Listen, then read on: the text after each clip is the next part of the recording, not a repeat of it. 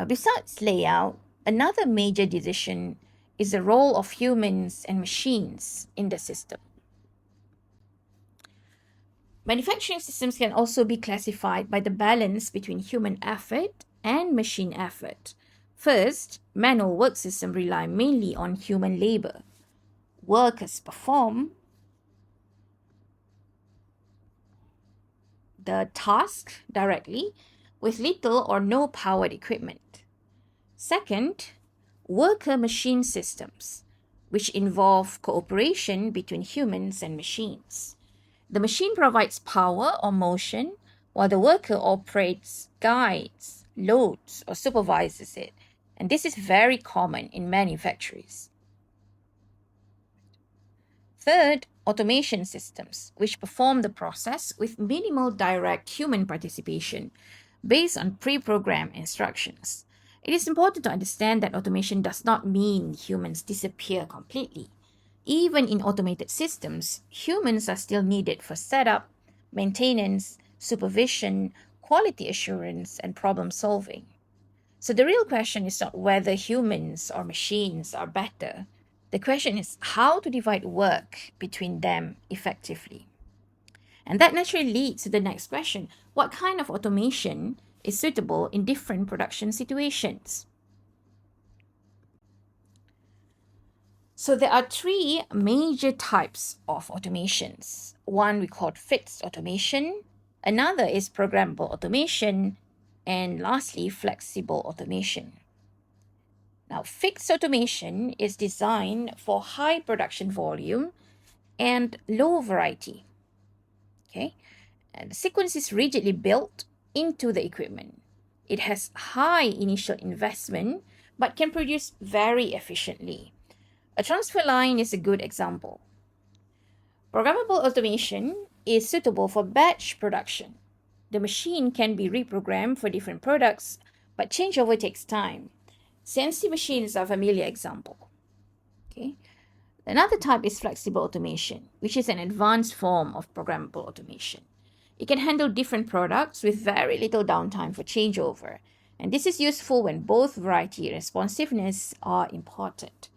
So again, the right automation type depends on where the factory sits on the quantity variety spectrum. Of course, the companies do not automate just for the sake of technology. There must be strong reasons behind this decision. This slide highlights four major drivers for automation. The first is to increase productivity. Automation can raise output, improve consistency, and reduce unit cost. The second is to improve worker safety. Dangerous, repetitive,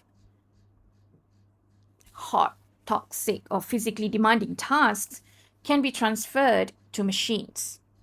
The third is to mitigate labor shortages.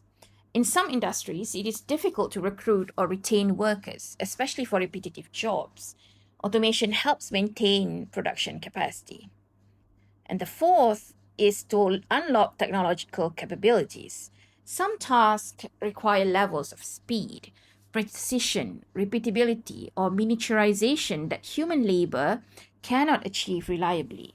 So automation is not only about reducing labor, it is also about capability, quality, safety, and long-term competitiveness. However, even with all these benefits, human labor still remains important. The next slide will explain why.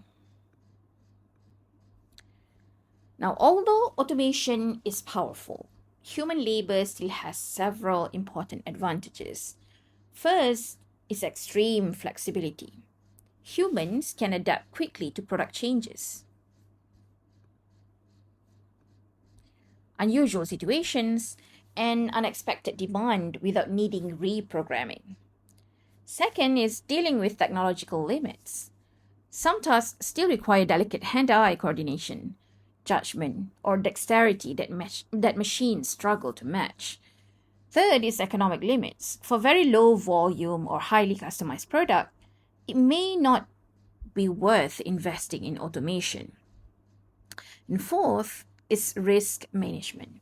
During early product introduction or uncertain demand, manual systems may be safer because they require lower capital investment and allow faster changes.